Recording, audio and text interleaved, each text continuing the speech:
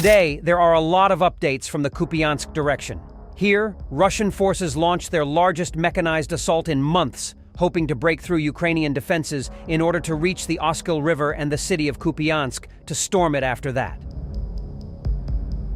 Ukrainian troops responsible for holding the front line in this area were put under pressure by two massive columns with over 60 tanks and armored vehicles, but were ready to deal another deadly blow to the enemy.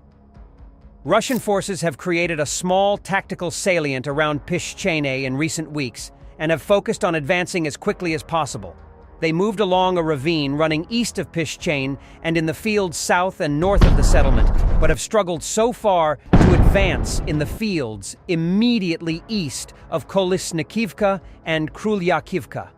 The command of the Russian Western grouping of forces has decided to organize a large mechanized assault to advance rapidly through these open territories and consolidate positions within Kolesnikivka and Krylyakivka, enabling Russian infantry to establish a more enduring foothold within the two settlements on the Oskil River. Soon, Ukrainian drone operators conducting reconnaissance in the area reported a large gathering of enemy forces in the vicinity of Pishchene, a roughly battalion-sized Russian mechanized assault group consisting of more than 60 tanks and armored vehicles, making it the largest such assault in the Kupiansk-Svatove-Kreminna line since last winter. This group split into two columns, one with around 40 armored vehicles moving in the direction of Kolesnikivka, and one with around 20 heading towards Krylyakivka. The first column was intercepted by drone operators of the Ukrainian 77th Airmobile Brigade, and soon they posted geolocated footage showing more than a dozen damaged and destroyed Russian armored vehicles crowded close to one another, suggesting that they attacked in a tight column and became jammed once the leading vehicles were successfully hit by FPV drones. This common occurrence in failed Russian mechanized assaults not only blocks the movement forward, but spreads panic among the Russian crews, which leads to chaos on the battlefield, making survival of equipment and personnel even harder.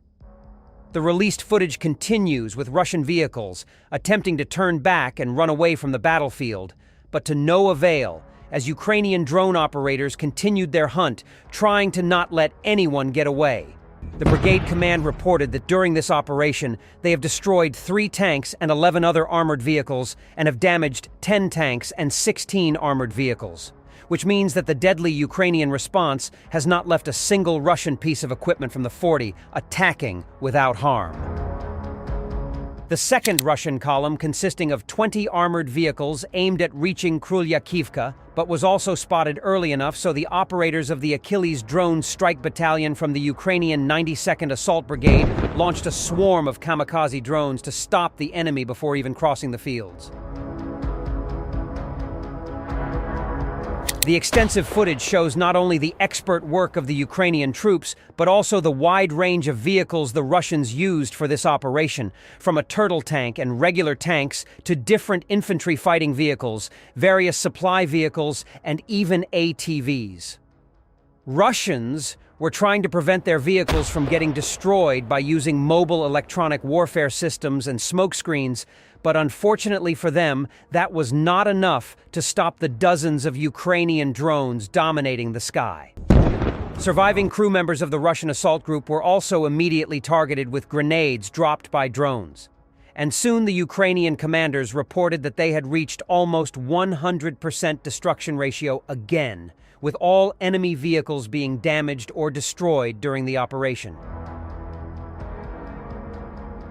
Overall, Ukrainians understand very well the importance of keeping the Russians at least 10 kilometers away from Kupiansk, and that's why they have deployed here some of their best brigades with soldiers staying on high alert day and night, anticipating every Russian move. These defensive precautions help them repel back the biggest mechanized assault so far this year in the direction of Kupiansk. Russian forces lost more than 60 armored vehicles in a single attack and are now back at their starting positions near Pishchene. This prompted criticism from Russian military analysts that this army group has consistently failed all offensive operations in this region, and with not been able to advance now before the anticipated change in the weather, they will most likely be pressured to take a long operational break.